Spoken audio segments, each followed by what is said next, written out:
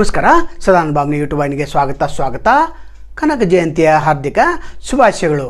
ಅದು ಅಲ್ಲದೆ ಮಧುಮೇಹಿಗಳ ದಿನ ಇವತ್ತು, ಅಂದರೆ ಸಕ್ಕರೆ ರೋಗಿಗಳ ವಿಶ್ವ ದಿನ ಇವತ್ತು. ಇದೇ ಒಂದು ವಿಷಯವನ್ನು ಇಟ್ಟುಕೊಂಡು ಇವತ್ತಿನ ವಿಡಿಯೋನ ಪ್ರಾರಂಭ ಮಾಡ್ತೇವೆ. ಮಧುಮೇಹಿಗಳಿದ್ದವರು ಅವರು ಎಚ್ಚರಿಕೆಯಿಂದ ಇರಬೇಕು. ಆಹಾರವನ್ನು ಯಾವ ರೀತಿ ಸೇವಿಸಬೇಕು ಅನ್ನೋದು ತಿಳಿದಿರಬೇಕು. ಸರಿಯಾದ ಸಮಯಕ್ಕೆ ಸರಿಯಾದ ವೇಳೆಗೆ ಪ್ರೋಟೀನ್ ಯುಕ್ತ ಆಹಾರವನ್ನು ಸೇವಿಸಬೇಕು, ಫೈಬರ್ ಯುಕ್ತ ಆಹಾರವನ್ನು ಸೇವಿಸಬೇಕು. ನಂತರ ನಿಯಮಿತವಾಗಿ ವ್ಯಾಯಾಮವನ್ನು ಮಾಡಲೇಬೇಕು, ಧ್ಯಾನ ಕೂಡ ಮಾಡಲೇಬೇಕಾಗ್ತದೆ. ಯಾಕಂದರೆ ಮಧುಮೇಹಿಗಳಿಗೆ ಅನೇಕ ಸಮಸ್ಯೆಗಳನ್ನು ಎದುರಿಸುವಂಥ ಸಾಧ್ಯತೆ ಭಾಳ ಹೆಚ್ಚಿದೆ.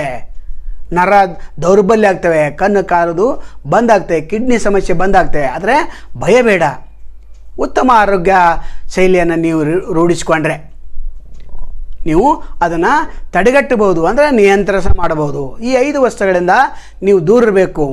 ಯಾಕಂದರೆ ಸಕ್ಕರೆಯಿಂದ ದೂರ ಇರಬೇಕು, ಮೈದಾದಿಂದ ದೂರ ಇರಬೇಕು, ಪರಿಷ್ಕರಿಸಿದ ಹಾಲಿನಿಂದ ದೂರ ಇರಬೇಕು, ನಂತರ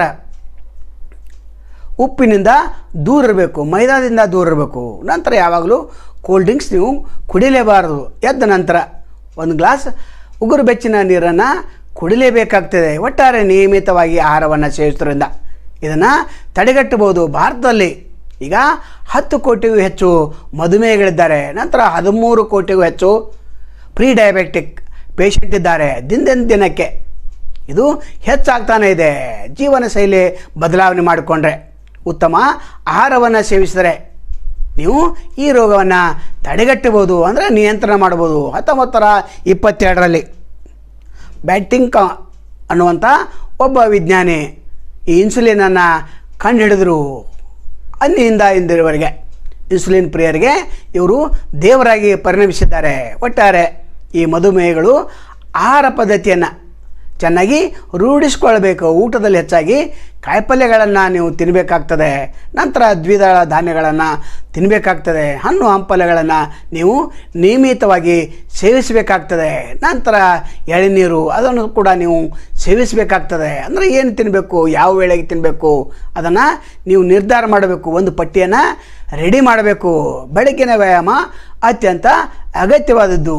30 ನಿಮಿಷ ನೀವು ವಾಕಿಂಗನ್ನು ಮಾಡಲೇಬೇಕು. ಸಂಜೆ ಹೊತ್ತು ಕೂಡ ನೀವು ವಾಕಿಂಗ್ ಮಾಡಿದರೆ ಅದೇ ಔಷಧ ಆಗ್ತದೆ. ವಾಕಿಂಗ್ ಔಷಧ ಅಂತ ತಿಳ್ಕೊಳ್ಬೇಕಾಗ್ತದೆ. ಆಹಾರವೇ ಔಷಧ ರೂಪದಲ್ಲಿ ನೀವು ಸೇವಿಸಿದರೆ ಇದು ರೋಗವೇ ಇಲ್ಲ. ಭಯಪಡುವಂಥ ಯಾವುದೇ ಅಗತ್ಯವೇ ಇಲ್ಲ.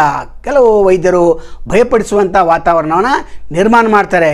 ಒಬ್ಬ ಡಯಾಬಿಟಿಕ್ ಪೇಷಂಟ್ಗೆ 140ಕ್ಕಿಂತ ಹೆಚ್ಚು ಊಟ ಆದ ನಂತರ ಇದ್ದರೆ ಅದು ಡಯಾಬಿಟಿಕ್ ಪೇಷಂಟ. ಒಬ್ಬ ಸಾಮಾನ್ಯ 70ರಿಂದ 80 ಇರಬೇಕು ಊಟಕ್ಕಿಂತ ಮೊದಲು. ನಂತರ ಊಟ ನಂತರ 140ವರೆಗೆ ಇರಬೇಕು. ನಂತರ ಪ್ರತಿಯೊಬ್ಬ ಡಯಾಬಿಟಿಕ್ ಪೇಷಂಟ್ 3 ತಿಂಗಳಲ್ಲಿ HbA1c ನೀವು ಪರೀಕ್ಷೆ ಮಾಡಿಕೊಳ್ಳಲೇಬೇಕು. ಅದು 6.5 ಇರಬೇಕು. 11.5 ಇದ್ದರೆ ಡೇಂಜರ್ ಝೋನ್ದಲ್ಲಿ ಇದ್ದೀರಿ ಅಂತ ಅರ್ಥ. ಅಂದರೆ 3 ತಿಂಗಳೊಮ್ಮೆ ನೀವು ಪರೀಕ್ಷೆ ಮಾಡಿ. ರಕ್ತ ಪರಿಶೀಲನೆ ಅತ್ಯಂತ ಅಗತ್ಯವಾಗಿದೆ.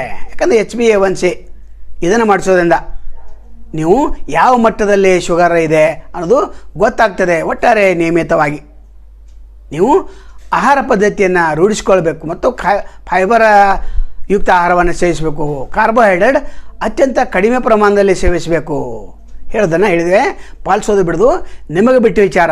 ನಂತರ ಯಾರು ಡಯಾಬಿಟಿಕ್ ಪೇಷಂಟ್ ಇದ್ದಾರೆ ಅವರಿಗೆ ಈ ವಿಡಿಯೋವನ್ನು ಯಾರು ನಾನ್ ಡಯಾಬಿಟಿಕ್ ಇದ್ದಾರೆ ಅವರು ಕಳಿಸಿದರೆ ಅದೇ ಒಂದು ದೊಡ್ಡ ಆಗ್ತದೆ. ಯಾಕಂದರೆ ಇಂಥ ವಿಷಯ ಹಳ್ಳಿಗಾಡಿನಿರ್ತಕ್ಕಂಥ ಜನರಿಗೆ ಗೊತ್ತಾಗೋದಿಲ್ಲ. ಏನು ಬೇಕಾದ ತಿಂತಾರೆ, ಏನು ಬಂದದ್ದು ಬರಲಿ ಅಂತಾರೆ.